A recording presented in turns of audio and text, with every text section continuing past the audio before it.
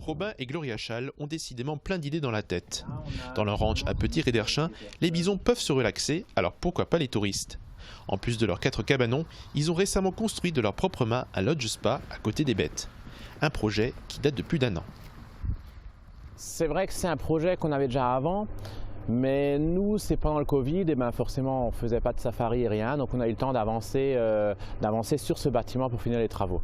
Donc c'est le petit avantage qu'on a eu pendant le Covid, mais c'est vrai qu'autrement, on n'a pas vu de tourisme pendant toute cette période.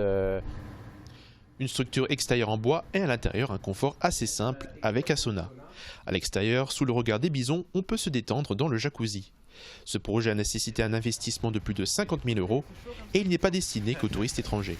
Oui, alors c'est vrai qu'avec ce bâtiment, on arrive à toucher vraiment des locaux. Donc on arrive à avoir aussi bien des gens du village que du village à côté, des gens qui ne cherchent pas à être 2 heures sur la route pour se détendre.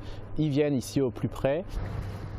Leur volonté derrière cette nouveauté est de se diversifier au maximum, en plus de leur activité de vente de produits. La crise sanitaire a eu un lourd impact sur les activités touristiques. La localisation de l'exploitation leur permet de proposer et de lancer des nouveaux projets.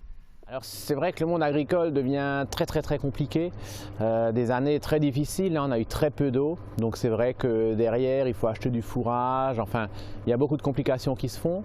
Et du coup ici c'est vrai qu'on est vraiment sur un endroit très calme, donc c'est ce qui plaît aux bisons, mais c'est aussi ce qui plaît à nos touristes. Et ils ne comptent pas s'arrêter là, les idées continuent de fuser. Un tout nouveau food truck est en train de parcourir les différents marchés locaux. Depuis le déconfinement, la demande est revenue. Oui Robin, alors ici au ranch des bisons, il y a la partie vente, exploitation bien sûr, mais il y a également la partie touristique. Et cette année, quelle partie a pris le plus le dessus?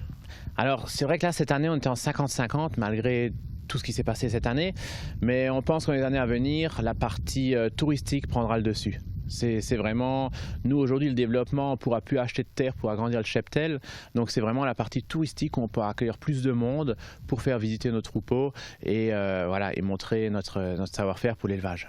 Et est-ce que vous avez de futurs projets, aménagements pour faire vivre le ranch?